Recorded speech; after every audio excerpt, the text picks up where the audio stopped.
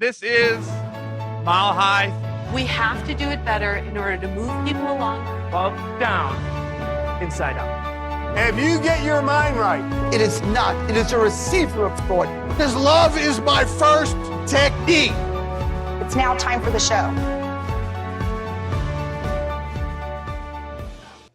So welcome everyone to the Mile High podcast. This is your host, Dr. Daniel Knowles, coming to you from a snowy altitude of 5,280 feet today. And this is going to be an incredible episode that's going to be raw, real, authentic, and really help you in practice and have a new vision of your practice. And I also want to thank everybody who listens and subscribes. If you're not a subscriber, go to iTunes now and subscribe, or Stitcher or Facebook or YouTube or one of the many channels that these episodes come out. And we look forward to having you continue to hear other episodes as we continue to churn out great things. And we have a new format we're going to be putting out, which is we're going to have 6-minute Spiz Saturday. So we're going to have a new format where we add an additional episode each week where people get 6 minutes from someone within chiropractic that's going to be a good philosophy nugget for people. So, and of course, please, if you have not already, etch it in stone the date, August 16th to 19th, 2018 for attending Mile High. We look forward to seeing you there, and you can reserve your seat at www.milehighchiro.org. And I am very thrilled to introduce our guest, who I have really only just recently met and got to know, and Dr. Melissa Longo, and I'm hoping I'm pronouncing her name right. You got it perfectly. Okay. Being a New Yorker, I do things to different people's words and names and things differently. Dr. Melissa Longo, hailing from Canada, and she runs an incredible website for Rockstar Doctor Moms, and that was part of what attracted me to her and having her have an episode here and get to share her heart for chiropractic and family and ways to do that. Welcome to the Mile High podcast, Dr. Melissa.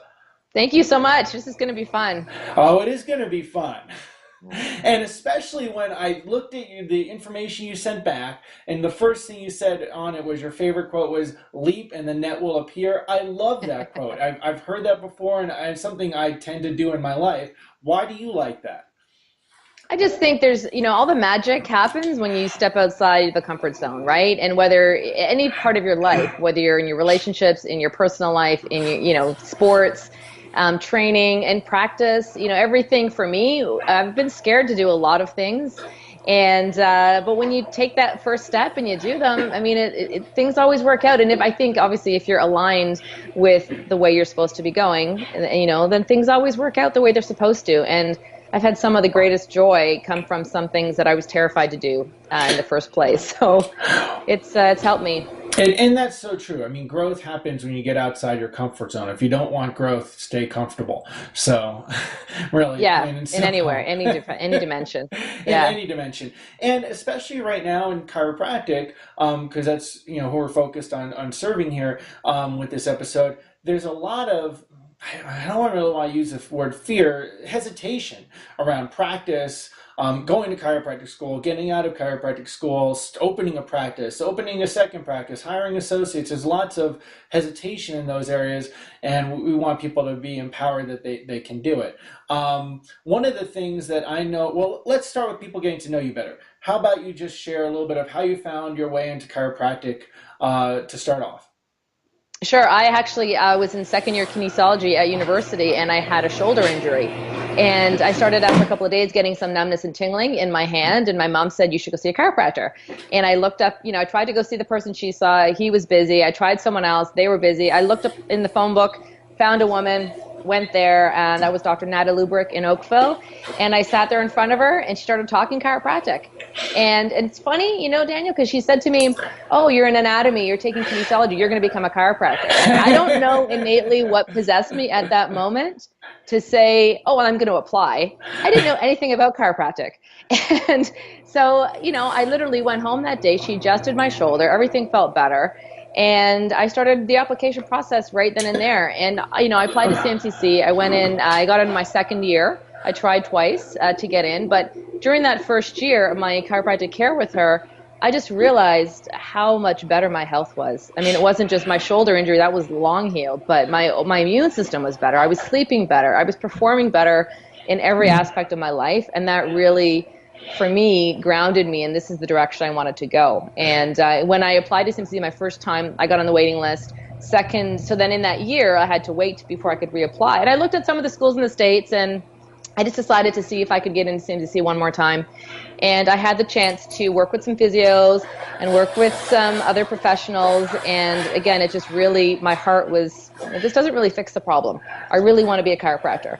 And I had some great other chiropractic mentors at that time too. So that's how I got into chiropractic, and my life has been tremendously better ever since. You know, my children's health, my own health. It's amazing when you think about how, like, I haven't taken a medication in probably 20 years. Isn't that amazing? And when you say that to the average person, they're like, really? Like, not even a Tylenol? Like, no, why would I take that crap? Yeah. Like, I don't want any of that. So no, it's been an amazing gift to be part of the chiropractic profession. It's so funny because sometimes you don't realize how much you are that people live completely differently than you. You know, like a simple thing like, I can tell you the last time I took a medication, I was probably a teenager. You know, I have no idea. Or maybe once in that time when, like, I broke something, right? Yeah. Yeah. And people are like, really? You can't almost get to a point where you can't relate because it's such a different life experience, you know? So one of the things on your website is about creating a practice that aligns with vision, values, skills, family life. And we're coming at you right now in your home office, which a lot of people don't get to have the joys of having a home office. They have other, you know, other joys. Tell us a little bit about how you've set up your life and practice. Well, I got this way, you know, by my own journey. I had a separate practice environment for many years. I was married to a chiropractor, and we had a joint practice when our marriage ended, and I was on my own. I was still in that practice for a period of time, regrowing at that point my own practice. And, you know, we co-parent very well. Our boys at that time were 3 and 7, so they had to go between our practices, and started to grow my practice there. And over time, I realized that it just really wasn't, I didn't love the idea of managing. We had other therapists there. We had a big multidisciplinary, you know, place. And I just didn't really love that. I felt like as a single mom at that time, where's my heart? My heart is being a chiropractor and talking about chiropractic, and my heart is being a mom. And so how do I simplify this? So I bought a property in the downtown of my community that was perfectly zoned and everything for a live-work space, and renovated it. And so now we're sitting here in my adjusting area. And through that door is my kitchen, and through the other door is another sitting area, and then it extends out to the back parking area. And it's a really great environment here, and I never would have thought a home-based practice would have been what I personally wanted, but it has certainly been such a blessing for me in that as my boys were growing, now they're 15 and 11, so they're much more independent, obviously. But in the earlier years, we've been here for 5 years now, it really allows me to, you know, be the best mom that I can be with them and have some flexibility with also serving people the best of my ability too. And my practice has only grown since I made this transition. So I had a lot of fear, you know, we talked earlier about leap and the net will appear. A lot of fear when I took on the project of renovating this place. At that point in my life, I was still trying to grow a practice in another location, raise my 2 boys, sell my house. You know, lots of things were going on, and a lot of financial investment as well. And I still thought that big picture was going to be the best option for me personally, and it's been the case. You know, because I've had the practice here and I've simplified other parts of my life, I've also been able to create impact in other ways. I've had a television show in my community on healthy living. I've got, you know, the 2 podcasts. I've got the group for moms. So it's freed me up in other areas, I think, too. Excellent. That's so excellent. And also it tells people, like, look, it doesn't have to be cookie cutter. You can find your own way of what works for you. Just because someone told you this is the way to do it doesn't mean that that's going to be what works for you. You can, you know, beat your, you know, go to beat your own drum, right? So tell us about those other projects, podcasts, television. Tell us about that. The television, I always give my oldest son credit because he seems to, line these things up for me somehow. He's like my lucky charm. He'll push me sometimes. But I was just, I was a guest on one of the local television shows here consistently for, health and wellness. And finally, the producer there said, you should get your own show. And my son happened to be with me that day, and he looked at all the photos on the wall in the reception area, and he said, Mom, you should get your picture up here. You should do your own show. And that was it. Intuitively, I just said, okay, I'm going to pitch them a show. And my focus was this has to be a show on building health. I'm not covering arthritis. I'm not covering diabetes. I'm not talking about any of that. I want to talk about how do you keep the human being healthy with a huge chiropractic, health comes from the inside out spin to it. So the first couple seasons we did that. They accepted it right away. They didn't have a health show. They thought it was great. It was great for me because the beginning of every show and ending we taped right in my office. So I was getting that kind of exposure in the practice. Uh-huh. Then I would go out to other places in the community and talk about, healthy living. So I did that for a couple of years. And then we moved it into the studio. They built a studio set for me and we did that there, which was also really fun.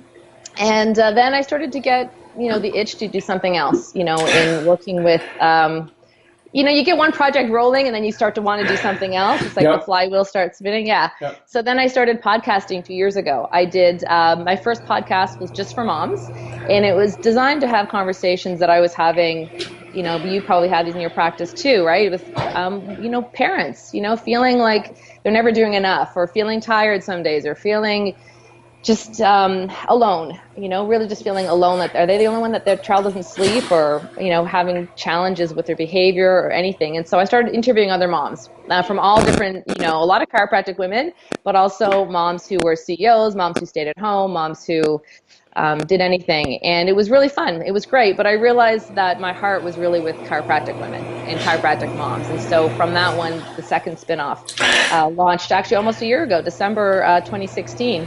And so it's called Rockstar Doctor Moms, and it's mostly a lot of interviews where I talk to other women.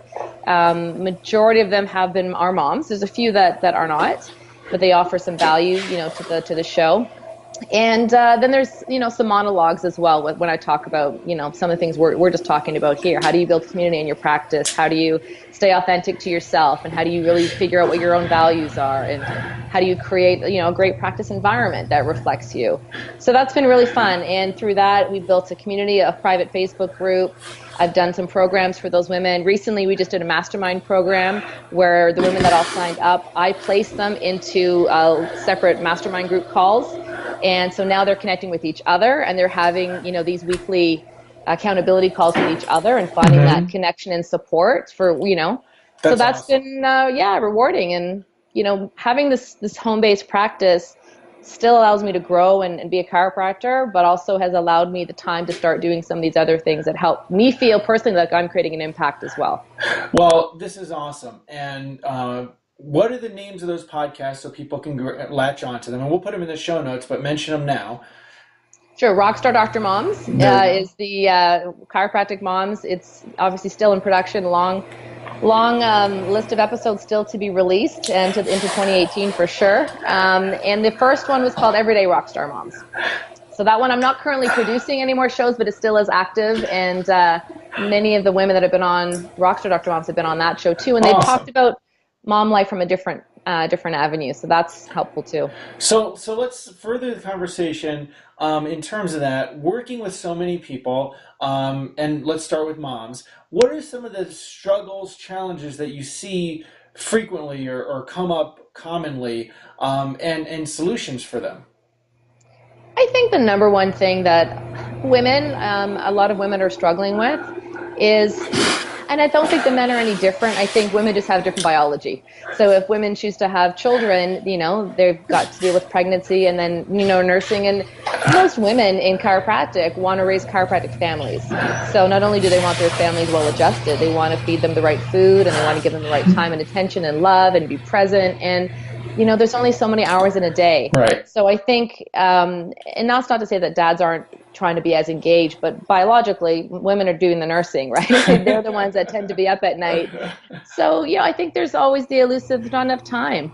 And I think that a lot of women, because of wanting to raise their families, have had to alter their practice style at times. They've had to maybe shift their hours over the years. Not had to, but also wanted to. Mm-hmm. And I feel part of one of the challenges has been not a lot of recognition or ideas or support about how to do that. So that's why, you were saying earlier, I think it's great to give people a lot of different options. You can practice chiropractic in a lot of different ways, whether not just technique ways, but clinical settings. You could be, some moms want to be a locum because all they can do is show up and adjust. Right.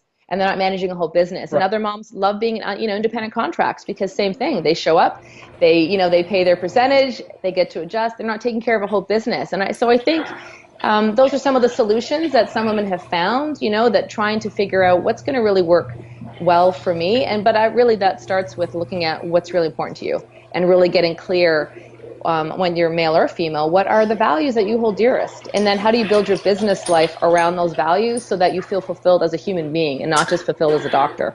Right. And that comes to the next thing that I want to talk about, because we were talking a little bit about this off camera, so to speak, which is that actual dynamic changed so much in, say, I could even say the last 5 years, but easily the last decade, of how you, I don't know if I really like the word work-life balance, because I think things can be, balance may not necessarily be the goal, but how to thrive and how our times are different for not just women, but you mentioned men as well, and families and chiropractic families. What are the things that can help people, thrive in that rather than be, fall like a victim to the pressures and say, I can't do it? Well, I think it just really comes down to getting clear on what do you really want, right? And then, once you know what you want, and maybe that's setting a goal with volume in your practice or collections or impact in your community. Maybe it's tangible things like that. What do you want for your personal health? What do you want for your family life? How many hours do you want to spend with your partner, with your kids, with your hobbies?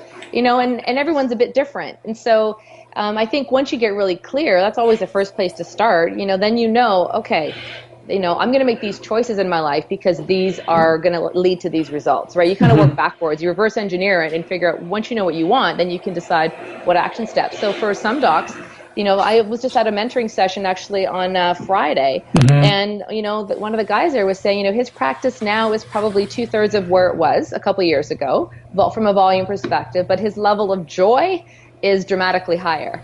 And that's because he's chosen to spend more time. He coaches 2 of his children's hockey teams. The other 2 are in other sports, and he's making a personal choice based on his values to put some time there. So I think it always just starts with getting clear what you really want. And I think a lot of docs, I really had never done that until I had to.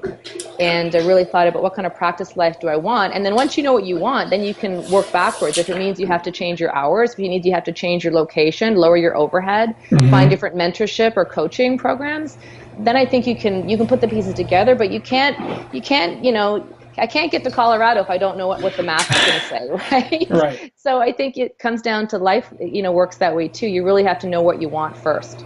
Yeah. And that brings to a very important area, which is defining success, right? So people have all kinds of stereotypes around success, let alone what success is. Is it financial? Is it something else, right? So how do you help people find defining success for them? Well, we look at it in kind of six basic ways. Health. We all tell our patients, right? Like, health is the biggest value. We're trying to lead them. Well, how many of us are really doing as much as we can to improve our health? Are you eating as cleanly as possible? Are you physically training? You need to be doing that for yourself. Are you getting enough sleep? Are you, all the things that we need to be doing. For me, health is a huge value. Right. So it's not only that I don't give my kids any medication, it's that we eat really well. I work hard physically with my trainer. There's things that I know my body needs. So that's, one measure of success for me is having a healthy body. And I think, we all know that when you don't have your health, you don't have anything. We see that in our offices every day. So putting a priority on that and being grateful when you have good health. Obviously, financial ability and wealth would be one measure of success. But that to me means having the funds to do what you want to do. Right. So, whatever those goals are for you. If you have really expensive hobbies, then you're going to want to create more of an income, so that's kind of a priority. Your relationships and connections, for me, those are intensely valuable. So I want to make sure that I have time to me, it's a successful human being is that my marriage is strong, that I'm making time for my partner, and that when we're together, we have quality time together, that we're doing the little things that matter too. But that also extends to the relationships I have with my girlfriends, with my family, with my two sons. So putting the time in, I mean, you could have those other things. You could have great health and have bad relationships. You could have a lot of money and have bad health. So, everything has to have some attention, I think, given to it. The other thing we look at is the amount of playtime. Because I think life should be fun, and we should all have the chance to enjoy things that make a difference, in our lives and make us feel like alive, and whether they're hobbies or sports that you like to play. And I also think another thing that's important for my personal success is contribution, right? The satisfaction. That's where the kind of work that we do matters. So, sometimes the value that you create in your contribution is not always related to the amount of wealth that you generate, but if you're satisfied with the work that you're doing, that can fill your heart in a different way too. Right, yeah. Absolutely. And it's important, I think, more than ever these days for people to keep a good focus on what you just said, because there's stereotypes of how a practice is supposed to be, how a life is supposed to be, how our marriage is supposed to be, etc.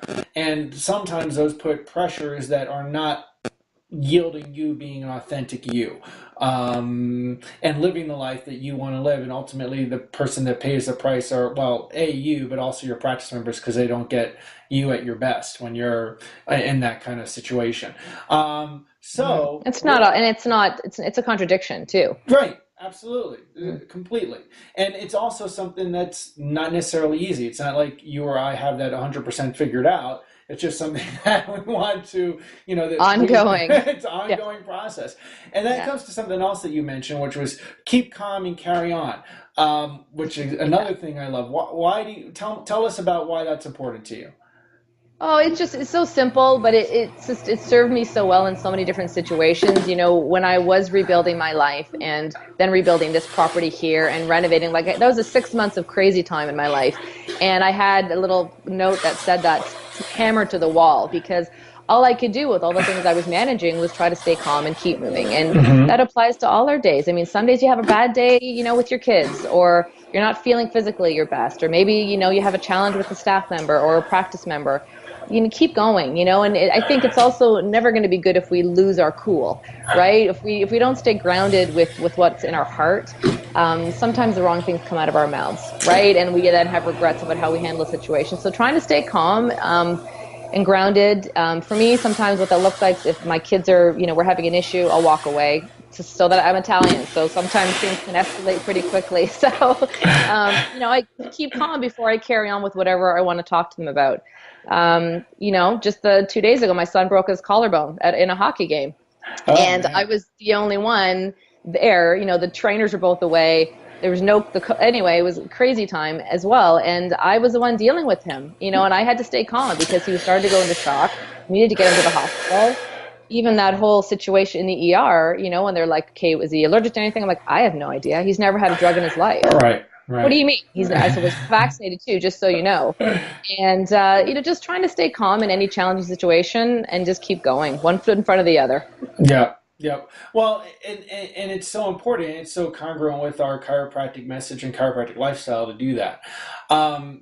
So with that, with seeing the current chiropractic climate worldwide and new people getting out, we have a lot of students coming, that listen to this podcast and come to Mile High. And we really feel students are such an important future they're the future of chiropractic. So we have to help them thrive and be successful.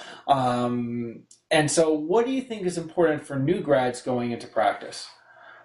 Oh God, I think getting connected with as many doctors as possible and visiting, going to the events. I mean, so many events. When you're a student, you should go to everything you can go to because you don't have to pay hardly anything. So the more seminars you can get to, I went to CMCC. So, God, if I didn't have great mentorship outside the school and didn't go to as many seminars, technique seminars, everything you can get your hands onto outside the school, right. But also your first couple years of practice. And nowadays, it's getting easier and easier to do that. You can listen to podcasts, you can pull open a book, you can do an online course, you can, you need to, whatever you can do to increase your certainty. And that's going to build, when you're a new grad, the only experience you have with practice and with results is the clinic, from the school. So that's nothing compared to what the real world is going to show you. And I think for me, 15 years out of practice, I love it more every single year that goes on, because not only do I get better, but you just see more. You see the healing, and it's incredible to watch the power of the body to heal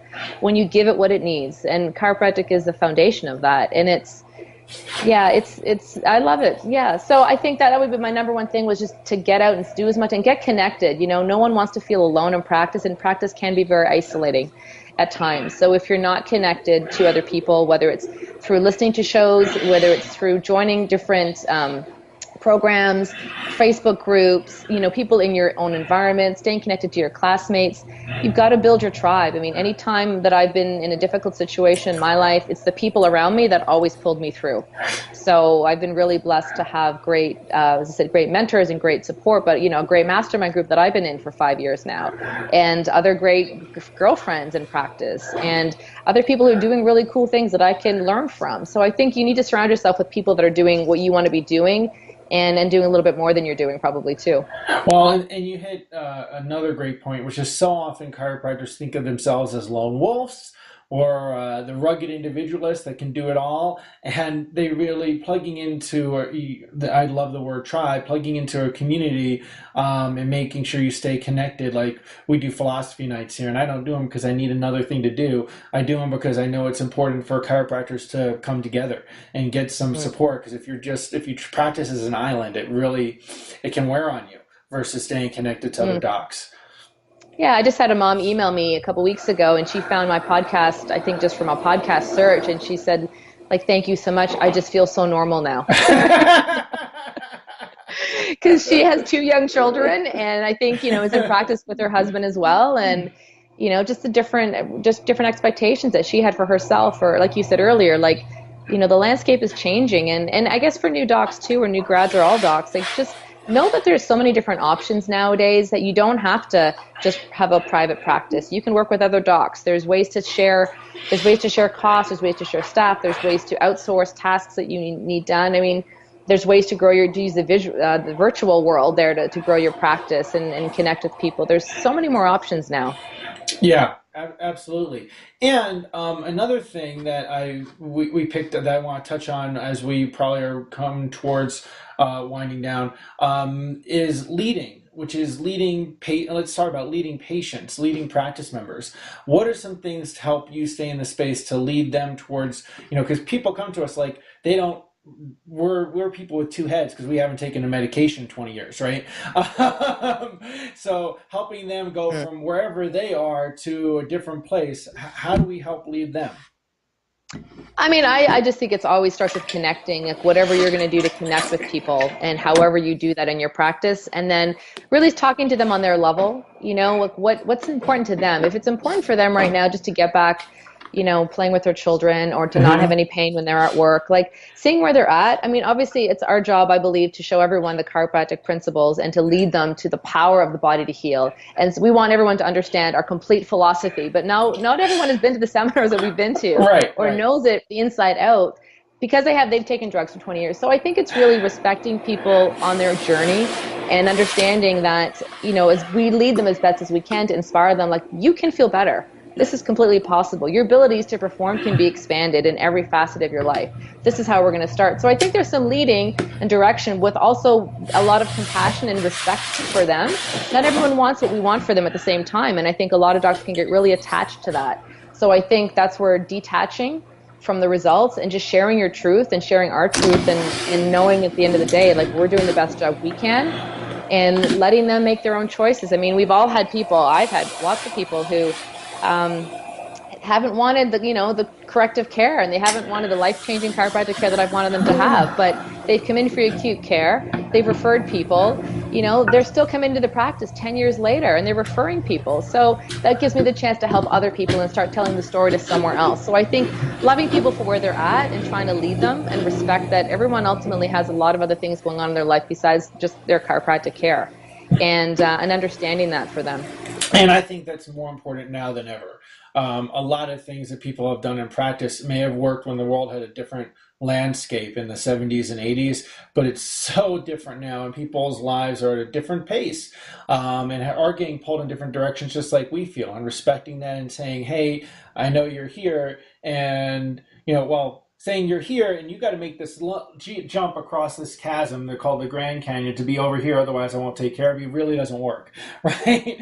So you gotta yeah, well, it may work. I mean, there's a few lines in the sand that I've drawn in my practice, things that I will and I will not do, but I've never denied someone care, because they come in and they say, look, I just want to feel better right now. Okay, you're probably going to feel better in a couple of weeks. This problem's probably going to come back, and you're missing out on all these other potentials in your health. But if they don't want to hear that, you can't force it down their throat, because they don't want to listen. And I think that, but repeat exposure, sometimes you have the same conversation with people over and over again, every 6 months or every year, whenever it is, and slowly they start to see they want to make a change. But I think it's always being compassionate and understanding that people ultimately are the doctors. They get to make the choice for themselves what they want. Right. And they're going to always be, I just think of how would I want to feel? Right. I don't want to go into my dentist's office and get berated for missing a flossing session, right? Or I know I should be doing it. So it's understanding, that we're all human trying to do the best we can. And our job as chiropractors is to lead them towards better health the best we can, and find the language that maybe they resonate with. Yeah, absolutely. Is there any last things that you want to share with our audience? No, I just think, wherever you're at chiropractic is the best thing for people's health. Like I said, I've loved it since I started getting adjusted. My whole health changed. My kid's health has never been better. I'm even watching, I said my son broke his clavicle. He didn't want any pain meds. He took them in the hospital.